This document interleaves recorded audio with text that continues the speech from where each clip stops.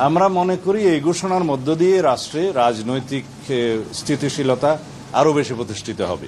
তিনি ঘোষণা দিয়েছেন নির্বাচন কমিশনের কাছে তিনি চিঠি পাঠাবেন আগামী 2026-এর ফেব্রুয়ারির প্রথমার্ধে রমজান শুরু হওয়ার আগে নির্বাচন অনুষ্ঠানের জন্য নির্বাচন কমিশন যথাযথ ব্যবস্থা নেবেন।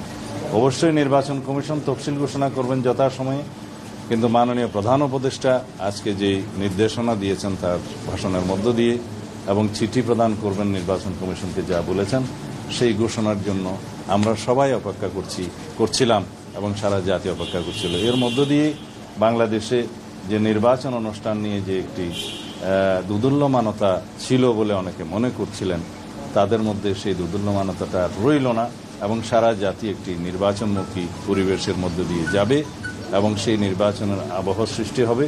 আগামী দিনের নির্বাচন ইনশাআল্লাহ সুষ্ঠু, নিরপেক্ষ, অবাধ এবং বিশ্বের মধ্যে সবচাইতে প্রশংসিত একটি নির্বাচন অনুষ্ঠান হবে বলে আমরা আশা করি এবং সেই লক্ষ্যে সমগ্র জাতিকে এবং সমস্ত জনগণকে প্রস্তুতি নেওয়ার জন্য আমরা আমাদের পক্ষ থেকে আহ্বান জানাচ্ছি। ধন্যবাদ। আমরা মনে করি এই ঘোষণার মধ্য দিয়ে রাষ্ট্রে রাজনৈতিক স্থিতিশীলতা আরো বেশি প্রতিষ্ঠিত হবে এবং কোন রকমের কোনো অনিশ্চিত পরিবেশ বা ব্যবসা বাণিজ্য বিনিয়োগে আর থাকবে না। সবকিছুই সচল হবে এবং গতিশীলতা পাবে।